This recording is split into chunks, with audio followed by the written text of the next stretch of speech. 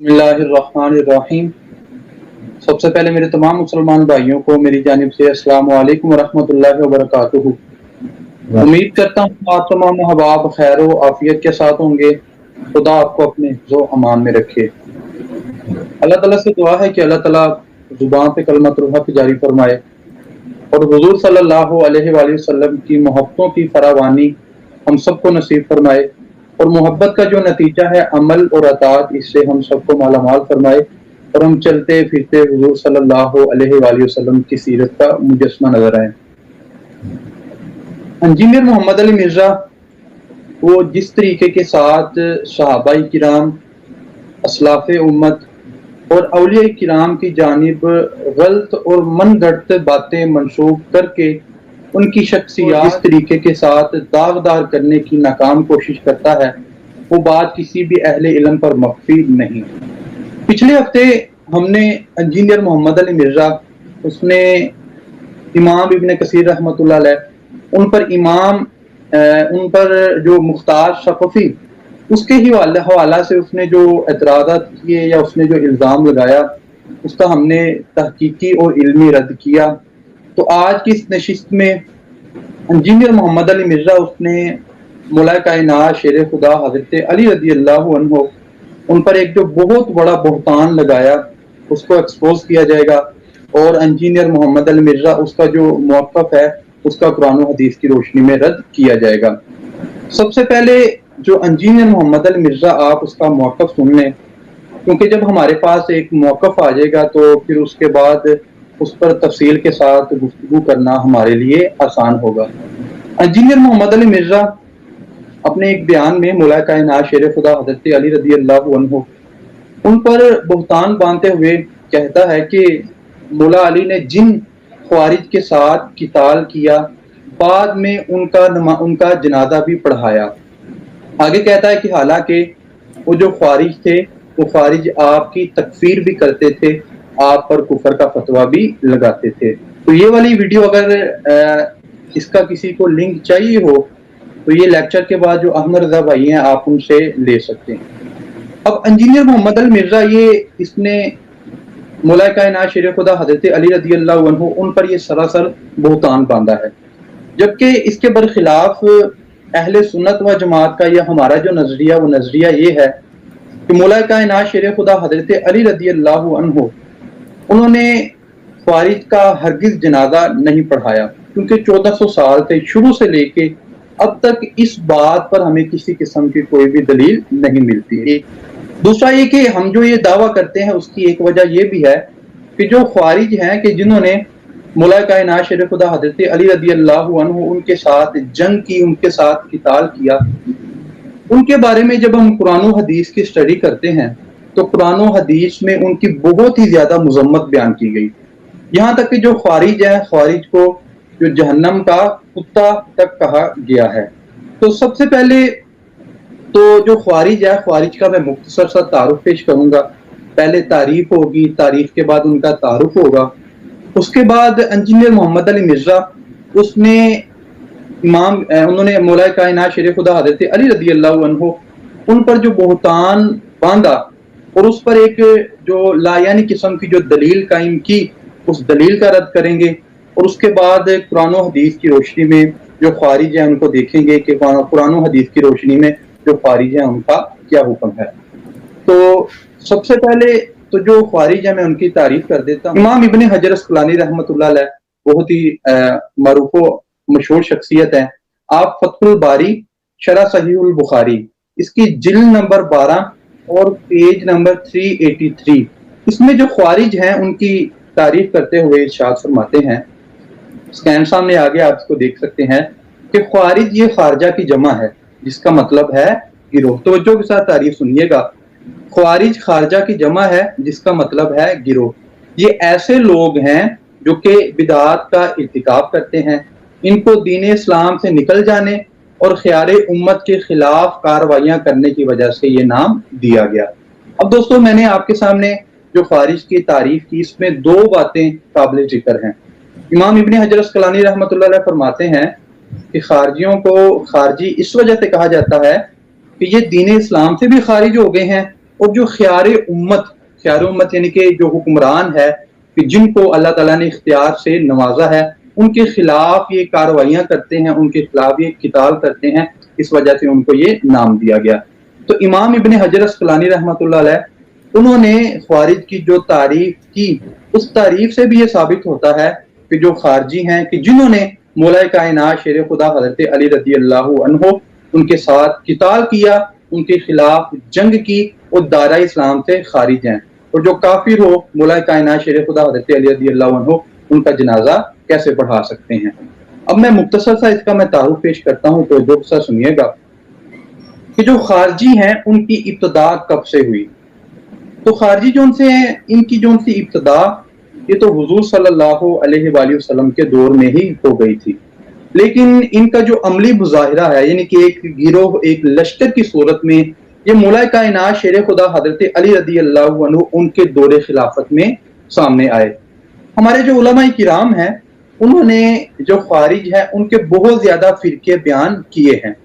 لیکن اگر ہم قرآن و حدیث کا مطالعہ کریں تو قرآن و حدیث کا جب ہم مطالعہ کرتے ہیں تو جو خارج کے جو دو گروہ یا دو جو فرقے ہیں وہ نمایاں طور پر ہمارے سامنے آتے ہیں۔ ایک فرقہ کہ جس کا قرآن و حدیث میں ثبوت ملتا ہے اس کو نجدیہ کہتے ہیں، اور دوسرا گروہ کہ جس کا قرآن و حدیث میں ہم کو ثبوت ملتا ہے اس کو حروریہ کہتے ہیں، کہ جنہوں نے حضرت علی رضی اللہ عنہ ان کے خلاف قتال کیا، ان کے ساتھ جنگ کی۔ اب جو نجدیہ، اس کا حدیث مبارکہ میں اس طریقے کے ساتھ تذکرہ ملتا ہے کہ تاجدار کائنات صلی اللہ علیہ وآلہ وسلم کی بارگاہ میں صحابہ کرام پیش ہوئے اور انہوں نے عرض کی کہ حضور یمن اور شام کے بارے میں آپ دعا کریں۔ تو تاجدار کائنات صلی اللہ علیہ وآلہ وسلم نے یمن اور شام کے بارے میں تو دعا کی، تو بعض صحابہ کرام انہوں نے توجہ دلائی کہ جو نجد ہے آپ اس کے بارے میں بھی دعا کریں، وہاں کے جو باسی ہیں، وہاں کے جو رہنے والے ہیں، ان کے بارے میں بھی آپ دعائے رحمت کریں۔ 2-3 مرتبہ کہا، لیکن حضور صلی اللہ علیہ وآلہ وسلم نے دعا نہیں کی، بلکہ آخر میں یہ ارشاد فرمایا کہ وہ جو نجد ہے وہاں سے تو فتنے برپا ہوں گے، وہاں سے شیطان کا سینگ نکلے گا اور وہ دین اسلام سے ایسے خارج ہو جائیں گے کہ جس طریقے کے ساتھ تیر کمان سے خارج ہو جاتا ہے۔ تو پہلا فرقہ کہ جس کو نجدیہ کہتے ہیں اس کا اس حدیث مبارکہ سے ہم کو ثبوت ملتا ہے۔ تو دوسرا گروہ جس کو حروریہ کہتے ہیں کہ جنہوں نے مولا کائنات شیر خدا حضرت علی رضی اللہ عنہ ان کے ساتھ جنگ کی، ان کے ساتھ قتال کیا، اس کا ثبوت بھی ہم کو حدیث مبارکہ سے ملتا ہے۔ اس کا حوالہ یہ میرے پاس ہے، البدایہ والنہایہ، مترجم ہے، اس کو تاریخ ابن کثیر بھی کہتے ہیں۔ اب اس کی جلد نمبر 7 اور پیج نمبر 383، اس میں حدیث مبارکہ ہے، توجہ کے ساتھ سنیے گا۔ حضرت علی نے کہا کہ میں رسول صلی اللہ علیہ وآلہ وسلم کے ہاں گیا تو حضرت عائشہ رضی اللہ عنہا آپ کے پاس موجود تھیں۔ آپ نے فرمایا، یعنی کہ حضور نے فرمایا کہ فلاں وقت تیرا کیا حال ہوگا؟ میں نے کہا اللہ اور اس کا رسول ہی بہتر جانتے ہیں۔ آپ نے فرمایا کہ مشرق کی طرف سے ایک قوم نکلے گی جو قرآن پڑھیں گے اور ان کے گلے سے تجاوز نہیں کرے گا، وہ دین سے ایسے نکل جائیں گے کہ جس طریقے کے ساتھ تیر کمان سے نکل جاتا ہے۔ تو یہ والی جو سی روایت ہے، اس روایت سے وہ جو ایک گروہ ہے کہ جنہوں نے مولا کائنات شیر خدا حضرت علی رضی اللہ عنہ ان کے ساتھ قتال کیا، کہ جن کو حروریہ کہتے ہیں، اس کی نشاندہی ہو رہی ہے۔ اور اس حدیث مبارکہ بھی تاجدار کائنات صلی اللہ علیہ وآلہ وسلم جو خوارج ہیں ان کو بالکل واضح طور پر ان کے بارے میں یہ ارشاد فرما رہے ہیں کہ جو خارجی ہیں وہ دین سے خارج ہیں۔ اب مزید میں ان کا تعارف پیش کرتا ہوں۔ مولا کائنات شیر خدا حضرت علی رضی اللہ عنہ، جب ہم ان کا جو دور خلافت ہے اس کی سٹڈی کرتے ہیں تو یہ بات سامنے آتی ہے کہ مولا کائنات شیر خدا حضرت علی رضی اللہ عنہ انہوں نے اپنے دور خلافت میں 3 جنگیں کی۔ ایک پہلی جنگ جنگ جمل، دوسری جنگ جنگ صفین، اور تیسری جنگ جنگ نہروان۔ اب جو پہلی جو 2 جنگیں ہیں جن کے جنگ جمل اور جنگ صفین، جنگ جمل میں مولا کائنات شیر خدا حضرت علی رضی اللہ عنہ ان کے مخالفین میں حضرت عائشہ، حضرت طلحہ اور حضرت زبیر تھے، جبکہ جو جنگ صفین ہے، جنگ صفین میں مولا کائنات شیر خدا حضرت علی رضی اللہ عنہ ان کے جو मुखालिफ शख्सियत आई थी, उनका नाम हजरत अमीर मुआविया रदी अल्लाह अन्हु है। अब ये जो पहली जो दो जंगें हुई आपस में, यानी कि दोनों साइडों पर सहाबाए किराम थे। अब इन जंगों में चूंकि दोनों साइडों पर कोई लालच, कोई बुग़्ज़, कोई तमा नहीं था, बल्कि किसास उस्मान का मसला था कि जिसकी वजह से ये मामला इतने खराब हुए। यानी कि उनका कोई ना तो हुकूमत का कोई मामला था और ना ही जो मुखालिफिन उनके दिल में किसी किस्म का कोई लालच था। और इन तमाम जंगों में जो अहले सुन्नत व जमात उनका ये नजरिया है कि मौला कायनात शेर खुदा हजरत अली रदी अल्लाह अन्हु वो हक पर थे, और आपके जो मुखालिफ, आपके जो खिलाफ आए हैं जंगे जमल और जंगे सफीन वाले, वो खता पर थे और उनसे इज्तिहादी खता हुई। और हदीस मुबारक में है कि अगर कोई मुज्तहिद, अगर वो अपनी अकल और अपनी फहम के मुताबिक अगर कोई काम करता है, फैसला कोई करता है, और वो फैसला अगर गलत हो जाता है, तो इसके बावजूद अल्लाह ताला उसको एक अजर देता है। तो अगरचे हजरत अली के जो मुखालिफिन वो खता पर थे, उनसे इज्तिहादी खता हुई, लेकिन इसके बावजूद अल्लाह ताला ने उनको एक अजर से नवाजा, क्योंकि उनका कोई बुरा मकसद नहीं था। तो यही वजह है कि 1400 साल से जितने भी हमारे उलमाए किराम गुजरे हैं, तो हजरत अली के जो मुखालिफिन जो जंगे जमल और जंगे सफीन में थे, उनको काफिर, फासिक या इस तरह के बुरे अलकाबात से नवाजना तो बहुत दूर की बात है। किसी भी आलम दीन ने आज तक जो हजरत अली के जो मुखालिफ आए जंगे जमल और जंगे सफीन में, उनके लिए जो मुनाफिक है उसका लफ्ज भी इस्तेमाल नहीं किया। जबकि तीसरे नंबर पर हजरत अली की जो जंग हुई खारजियों के साथ, कि जिसको जंगे नहरवान भी कहते हैं। अब ये चूंकि हजरत अली के खिलाफ खारजी थे और खारजियों के जो उनसे अकायद वो बहुत ही गलत थे, कुरान और हदीस के खिलाफ थे, और खारजियों ने मौला कायनात शेर खुदा हजरत अली रजी अल्लाह अन्हु उनकी तकफीर की। तो इस वजह से कुरान और हदीस में और 1400 साल से जो उलमाए किराम है, उनमें से बहुत ज्यादा हमारे जो उलमाए किराम है, उन्होंने खारिज की तकफीर भी की है, और कुरान और हदीस में उनकी बहुत ज्यादा मजम्मत भी बयान की गई है। अब ये मौला कायनात शेर खुदा हजरत अली ने जो 3 जंगें लड़ी, अब पहली जो उनसी 2 जंगें थी उनका और आखिरी जो जंग जो कि खारजियों के साथ हुई, इनका एक हुक्म नहीं है, क्योंकि इसमें बहुत ज्यादा फर्क है। फर्क क्या था मैंने आपको पहले भी समझा दिया है। तो जो इंजीनियर मोहम्मद अल मिर्जा वो खारजियत को प्रमोट करते हुए क्या नाकाम कोशिश करता है कि इन तीनों को एक ही कटहरे में खड़ा कर देता है, और ये नाकाम कोशिश करता है कि जो हुक्म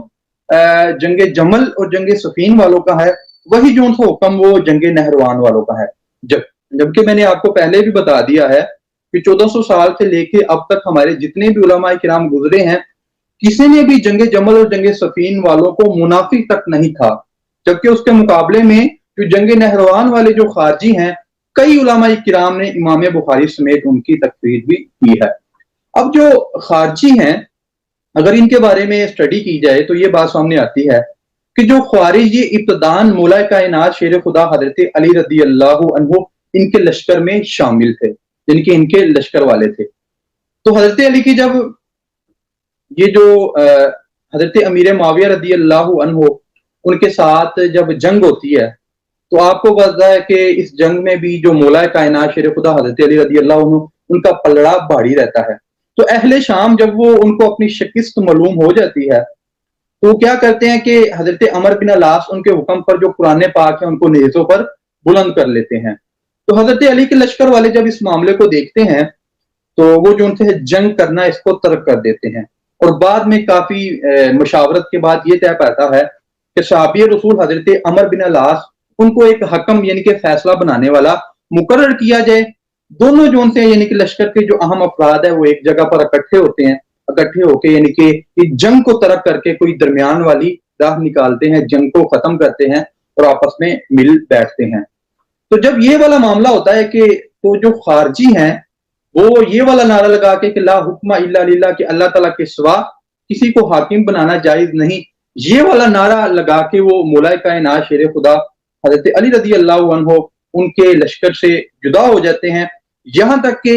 हजरत अली और आपके जो मुखालिफ यानी कि जो हजरत अमीर मुआविया रजी अल्लाह अन्हु उन पर आप कुफर का फतवा लगा देते हैं, और कुफर का फतवा लगा के एक जगह पर इकट्ठे होके उनके खिलाफ जो उनसा है वो लश्कर जमा करते हैं اور جنگ کی تیاریاں شروع کر دیتے ہیں۔ تو مولا کائنات شیر خدا حضرت علی رضی اللہ عنہ، ان کو جب یہ خوارج کے بارے میں پتہ چلتا ہے اور جو انہوں نے حضرت علی پر جو فتویٰ لگایا اس کا پتہ چلتا ہے، تو آپ جو ان سے آپ حضرت عبداللہ ابن عباس،